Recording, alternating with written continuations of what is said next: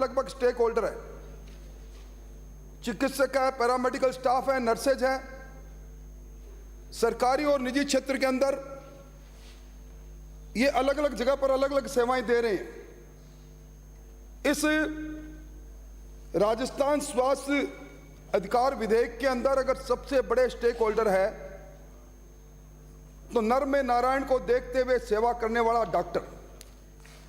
और मैं समझता हूं जिस समय मैं अपनी बात कह रहा हूं मुझे अफसोस इस बात का है, इंडियन मेडिकल एसोसिएशन इस सदन के बाहर सदन का दरवाजा खटखटा कर कह रही है कि हमसे जुड़े हुए विधेयक पर सदन चर्चा कर रहा है, राजस्थान के लोगों को एक बहुत बड़ा अधिकार दे रहा है, अधिकार के किरदार हम हैं, केंद्र बिंदु में हम हैं, हमसे बात करो।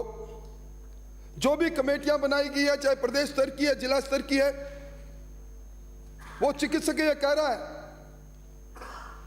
कि ये विषय है लोगों की सेवा का, चिकित्सकीय सेवा का।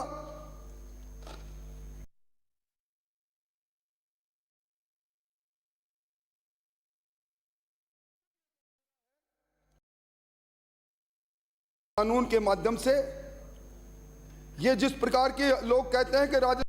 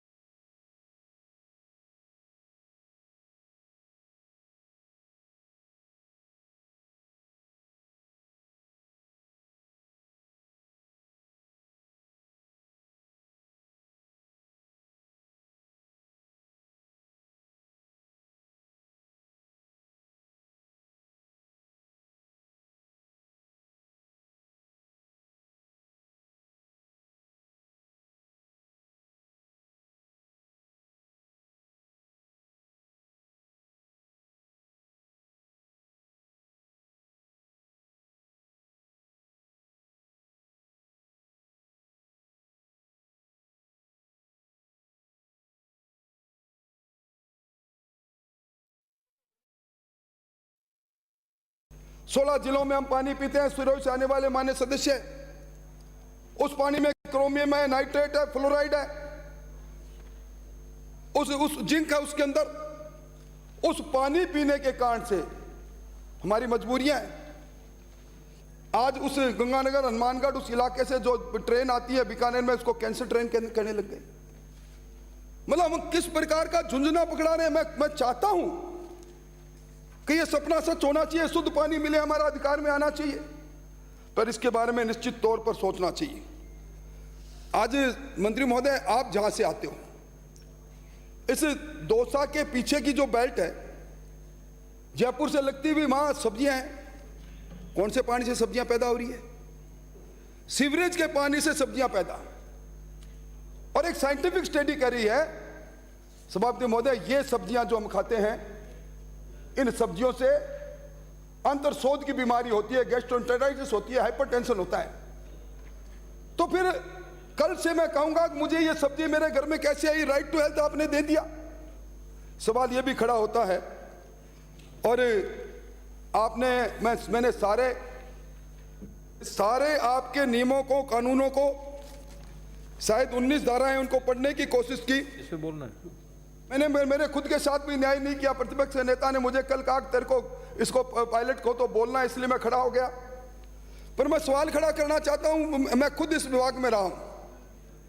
आज राजस्थान के अंदर हम क्लिनिकल असिस्टेंट एक्ट 2010 को लागू नहीं कर पाए। आप शिकंजा किस पर कसना चाहते हो? मैं आपकी बात से आंशिक तौर पर सहमत हो सकता हूं, पर सब लोगों को एक नजर से देखना ठीक नहीं। कोरोना के उस वैश्विक महामारी के समय में जो वातावरण बना, वो दर्द आपके मन में है, मैं मानता हूं। धरती के भगवान को हमने कई रूप में देखा। ऑक्सीजन के बेड के लिए, आईसीयू के बेड के लिए दाम रेट अचानक ऊपर चली गए। आपने चुनाव घोषणा पत्र में रेगुलेटरी बॉडी बनाने की बात कही थी, बना पाए आप रेगुलेटरी बॉडी? आज मुझे कहना नहीं चाहिए सभापति महोदय, मैं समझता हूं ये आनंद फानन के अंदर अचानक सर्कुलेट होके, मंत्री महोदय इतिहास इन बात से नहीं बनता। सदन के नेता राष्ट्रीय अध्यक्ष बने, हम उन्हें बधाई देंगे, पर वो एक इतिहास बनाने के लिए, इतिहास में नाम अंकित करवाने के लिए, एक ऐसा खोटा कानून आज पास करवाने के लिए आपको उन्होंने कह दिया। मैं चाहता हूं प्रवर समिति में बैठकर चर्चा करें। ये जादूगरी की जादूगर मेरी समझ के बाहर है। मैं समझता हूं क्या रोड मैप है जी शुद्ध पानी देने का आपका पास राजस्थान के अंदर? शुद्ध खाद्य पदार्थ का क्या रोड मैप है? मैं समझता हूं कि इन सफाई का क्या रोड मैप है? मंत्री महोदय मैं सही कह रहा हूं, आप राजस्थान के किसी चिकित्सालय में, मेडिकल कॉलेज के एसएमएस से लेकर किसी में चले जाओ, टॉयलेट में जाकर आ जाओ, मैं आपको मान जाऊंगा। किस प्रकार की बातें कह रहे हैं। इसलिए सभापति महोदय, मैं जो उद्देश्य और कारणों के कथन में राइट टू लिव की बात मैंने कही, और राइट टू लिव की परिधि को आप आगे बढ़ाकर आपने कहा ह्यूमन राइट है, शिक्षा का अधिकार, कार्य करने का अधिकार, इस समान रूप से हम स्वास्थ्य का अधिकार दे रहे हैं। और आपने कहा क्या कहा? पब्लिक हेल्थ राजस्थान मॉडल की प्रभावशीलता को बढ़ाते हुए, मतलब आपका मॉडल, ये व्यवस्था आज ही है। मतलब आज ये बड़े संतुष्ट है कि हमने ऐसा पब्लिक हेल्थ में राजस्थान मॉडल दे दिया, बस इसकी प्रभावशीलता को बढ़ाना है। और उसके साथ क्या कहते हैं आप मंत्री महोदय? प्रदेश के मेडिकल कॉलेज से लेकर district hospital, PHC, CHC, sub centre में आवंटित नियमित बजट, रेगुलर बजट जो आपने दिया, आगे बात मैं करूंगा, एक्स्ट्रा नहीं।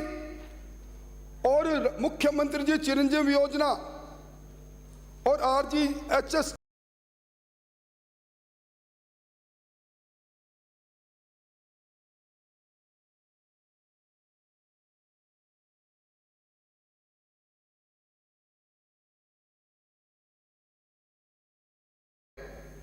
कानून के रूप में अधिकार दे रहे हैं राजस्थान के अवाम को स्वास्थ्य का अधिकार। और हम किस प्रकार की बात कर रहे हैं सभापति महोदय? आपने मंत्री महोदय जन घोषणा पत्र में बात कही थी। जन घोषणा पत्र के पैरा 12 में आपने कहा प्रदेश के प्रत्येक नागरिक को गुणवत्ता युक्त इलाज सुनिश्चित करने के लिए स्वास्थ्य का अधिकार, राइट टू हेल्थ कानून लाया जाएगा। और फिर बजट में 2021-22 में आपने कहा Rajasthan model of public health को लागू करने की घोषणा करते हुए सरकार का पूरा ध्यान चिकित्सा स्वास्थ्य सेवाओं पर विशेष केंद्रित रहेगा। बड़ा केंद्रित रहा आपका, बड़ा अच्छा वातावरण बना हुआ है राजस्थान के अंदर। रोज समाचार पत्रों में पन्ना उल्ट लो, एक ही बात मिलेगी, मुफ्त दवा के अंदर दवाइयां गायब है। आपने ताश के पत्तों की तरह ट्रांसफर में जरूर डॉक्टरों को फाड़ दिया, पर मैं समझता हूं कि जिस प्रकार की बात है, मैं समझता हूं सभापति महोदय, ये जो जादूगर जी की जादूगरी के अंदर आप इस मोह पास में मत फंसो, इंद्रजाल में फंस जाओगे। और मैं आपका ध्यान एनएचए सर्वे 2018-19 एक ऑथेंटिक डॉक्यूमेंट है, उसके अनुसार क्या है साहब? सर्वे क्या कहता है? प्रति व्यक्ति गवर्नमेंट हेल्थ एक्सपेंडिचर में राजस्थान में कुल 1369 रुपए है, जो राष्ट्रीय एक्सपेंडिचर से 1753 रुपए से काफी कम है। मतलब ये तो हमारी हालत है। पर कैपिटा एक्सपेंडिचर राजस्थान के गवर्नमेंट सेक्टर में हम हिंदुस्तान के औसत से पीछे हैं। और अभी सभापति महोदय, जो नीति आयोग की रिपोर्ट आई उसमें सैंपल रजिस्ट्रेशन प्रणाली से जो सर्वे हुआ, हम खड़े कहां हैं? हम इस देश के अंदर मंत्री महोदय 16वें स्थान पर है हेल्थ इंडिकेटर में। अपने कितने लोग होंगे? किस प्रकार की भयावह हालत के अंदर आप किस प्रकार का नग्न दंतहीन कानून लेकर आ रहे हो?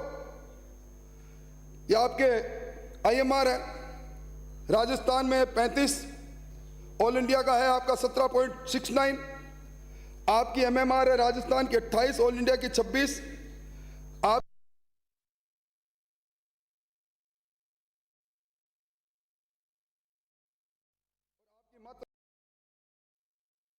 पर लाकर 103 इंडिया की। और मैं अभी नेशनल फैमिली हेल्थ सर्वे जो हुआ उसके 5वां उसके आंकड़े देख रहा था। राजस्थान में जो मृत्यु होती है, ये कोई मैंने खुद नहीं, आप मेरे को इस तरह इस निगाह से मत देखो, सिरोही से आने वाले मान्य सदस्य, कभी तो प्रेम की निगाह से देखा करो। ये मैं सभापति महोदय इसलिए कह रहा था कि जो नेशनल फैमिली हेल्थ सर्वे है 5वां, उसमें लिखा कि राजस्थान में जितनी मौतें होती हैं उसमें 51.3% मौत नॉन कम्युनिकेबल डिजीज।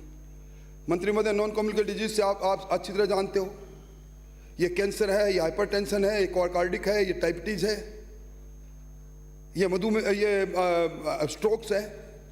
मुझे ये बताओ कि जब ये अपने पास है और 11.3% डेथ इंजरी कारण होती है, आपका पूरा बिल मैंने देखा।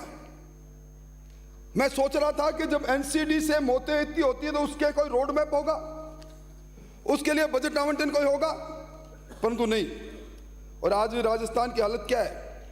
हम उस राज्य में राइट टू हेल्थ देने की बात करते हैं सभापति महोदय, जिसमें 51.8% बच्चे कुपोषित हैं। यह हमारे पर कलंक है। हम उस राज्य में राइट टू हेल्थ देने की बात कर रहे हैं जहां 12 महीने से 23 महीने के बच्चे को यूनिवर्सल हेल्थ कवरेज में 100% टीकाकरण होना चाहिए, हमारा एवरेज है 80.4। हम उस राज्य के अंदर राइट टू हेल्थ देने की बात कर रहे हैं जहां 15 से 49 वर्ष की आयु की महिला में, ये नेशनल फैमिली हेल्थ सर्वे की बात मैं कर रहा हूं, वही आंकड़े बताऊं, 59.4% एनीमिक है। और आपने जो आधार बनाया, चिरंजीव योजना, RGHS, पब्लिक हेल्थ में राजस्थान का मॉडल, ये 3 आधार है जिस पर आप ये कानून को टिका कर, क्योंकि आपने एक्स्ट्रा बजट नहीं दिया। तो मंत्री महोदय, एक international research journal of modernisation in engineering and science technology, इसकी रिपोर्ट है दिनांक 7/6/2021 की। इसमें चिरंजीव योजना के बारे में प्रकाशित शोध में क्या कर रहे हैं, राजस्थान भर में 37.7% लोगों को इस योजना की उपयोगिता के बारे में असहमति है। 2 मई 2022 से अब तक के आंकड़े के अनुसार, ये मैं नहीं कह रहा, मेरा कोई आरोप भी नहीं है, मई 2022 से अब तक आंकड़ों के अनुसार चिरंजीव योजना के तहत 1,30,00,000 लोग पंजीकृत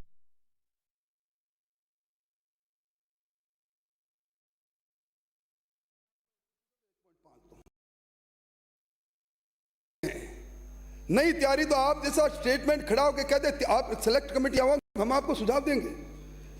विज्ञापनों से कोई योजना कामयाब नहीं। आपने अलग अलग भाव भंगिमा में, मैं मुझे तकलीफ इस बात की, आपकी फोटो नहीं देखी, मुख्यमंत्री जी की फोटो देखी, मैंने 16 करोड़ रुपए लगा दिया आपने, उससे योजना नहीं चलती।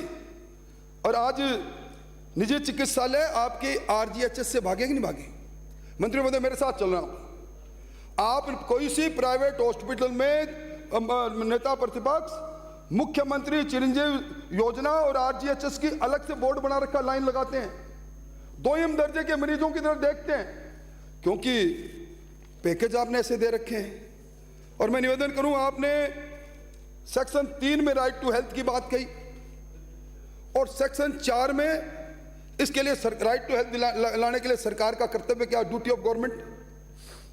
और आपने सेक्शन 4 में क्या कहा कि सरकार का कर्तव्य में पूरा होगा जब राजस्थान स्वास्थ्य सेवाओं में आधारभूत संरचनाएं, पर्याप्त मानव संसाधन, स्वास्थ्य सेवाओं का सुदृढ़ीकरण, आधुनिक उपकरण व जांच की लैब की व्यवस्था करेंगे। पैसा आपने व्यवस्था की गई।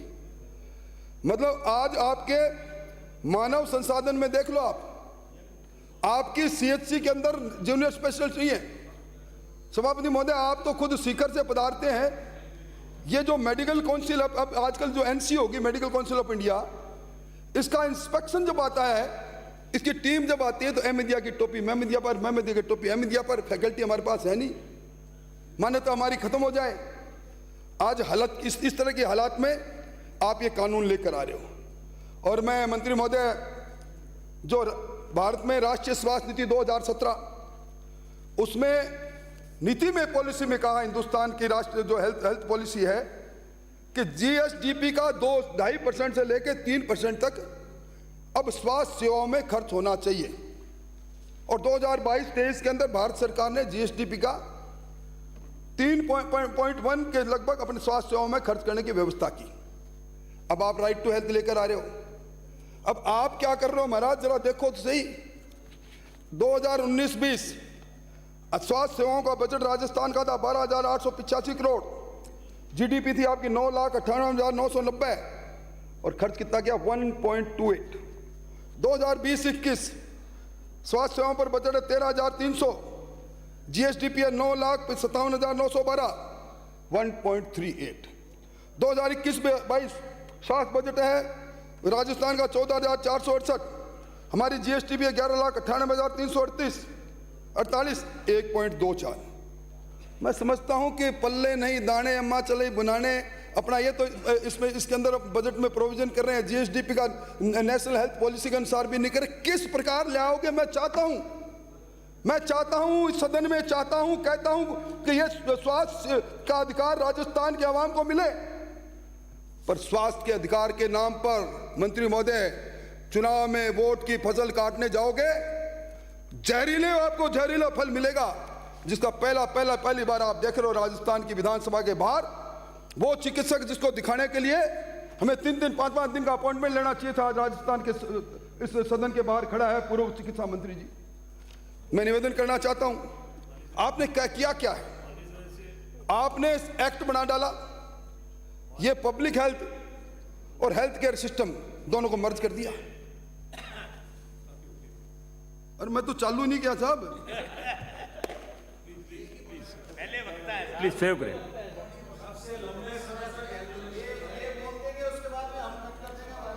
तो सभापति महोदय, मैं कह रहा था कि कितना बड़ी ब्लंडर की है।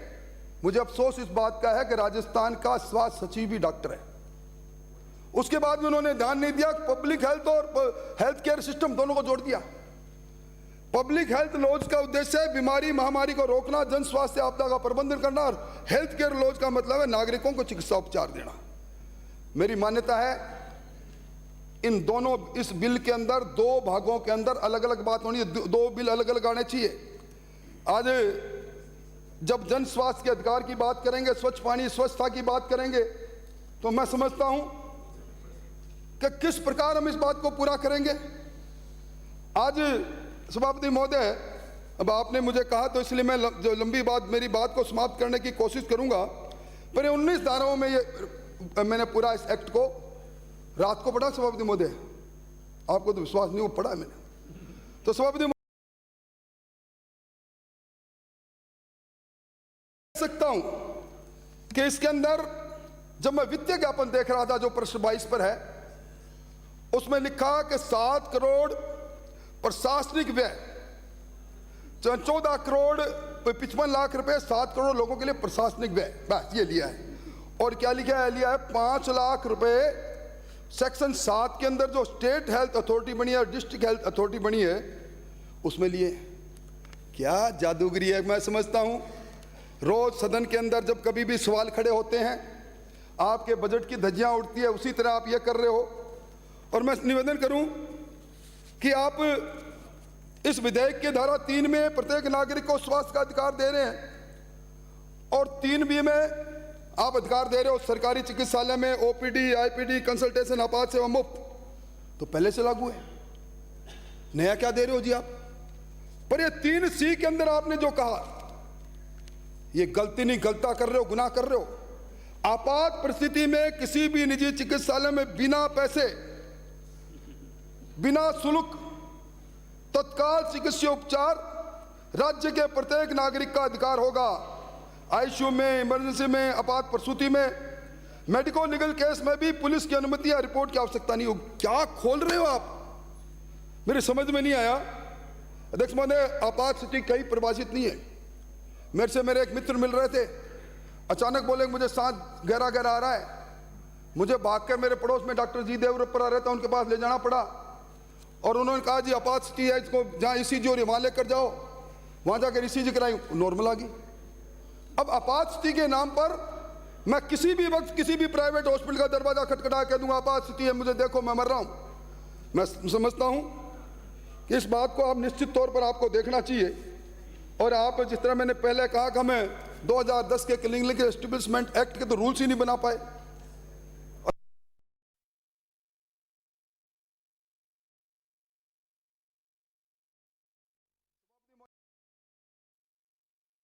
और कहेंगे कुछ डॉक्टर डिलीवरी होने वाली है, अधिकार मिला हुआ है सेक्शन 3 के सेक्शन सब सेक्शन 1 में ए में। वो कहेगा कि मैं तो ईएनटी का डॉक्टर हूं, तो होगा ले थप्पड़। मतलब किस प्रकार का वातावरण हम बना रहे हैं, इसके बारे में निश्चित तौर पर सोचना चाहिए। और आपने मंत्री महोदय अभी दौसा के अंदर जो घटना हुई, आपने मेडिकल प्रोटेक्शन एक्ट 2008 का हवाला करके कुछ दोषी कुछ निर्दोष लोगों को पकड़ा, चलो आपका अधिकार है करो। आज राजस्थान में मेडिकल प्रोटेक्शन एक्ट 2008 लागू है। डॉक्टर के विरुद्ध अगर कोई शिकायत करते हो या मुकदमा दर्ज करते हो तो डॉक्टर्स की एक्सपर्ट कमेटी पहले उसको एग्जामिन करेंगी। आपके ये सारे उपबंध राजस्थान मेडिकल प्रोटेक्शन एक्ट 2008 के प्रावधानों के खिलाफ है मंत्री जी। और अभी आप कह रहे हो बड़ा अच्छा मानव संसाधन देंगे। अब मैं एक बात जरूर कहूंगा, ये नर्सिंग कॉलेज खोले आपने, मेरे तो पहले का है। रेगुलेटरी बॉडी है इंडियन मेडिकल नर्सिंग, उससे सुटेबिलिटी के लिए आपने पैसा जमा नहीं कराया। हम आज हमारी संस्थाओं में ऐसे नर्स तैयार कर रहे हैं जिन्हें राजस्थान के अलावा कहीं नौकरी नहीं मिलेगी। मैं समझता हूं इस पर बात करनी चाहिए। और अध्यक्ष महोदय, मेरा आपसे निवेदन है कि यहाँ 4 और 4A में राजस्थान मॉडल की चर्चा हुई और 4B में राज्य के बजट का समुचित उपबंध। आप खोल के बताओ ना भाई, वार्षिक योजना का कितना % करोगे, जीएसडीपी का कितना % करोगे। आपने लागू तो आपका नोटिफाइड करते हो ही जाएगा। आपने इस बार कितना प्रबंध किया है? मैं समझता हूं जिस तरह मैंने पहले कहा कि जो पिछला सर्वे था उसमें 1359 रुपये ही अपना प्रति पर कैपिटा गवर्नमेंट हॉस्पिटल का एक्सपेंडिचर है। और आपने कहा कि हमें मेडिकल कॉलेजों में मानव संसाधन, मैं समझता हूं बात तो वही है। मोहल्ला क्लिनिक खुल गई ना, घोषणा की थी ना आपने। ये मोहल्ला क्लिनिक के तर्ज पर राइट टू हेल्थ लाकर किसको झुंझुना पकड़ा रहे हो? मेरा दावा है सीएचसी के अंदर 72% जूनियर स्पेशलिस्ट नहीं है, पीएचसी डॉक्टरों के अंदर 22% डॉक्टर नहीं है।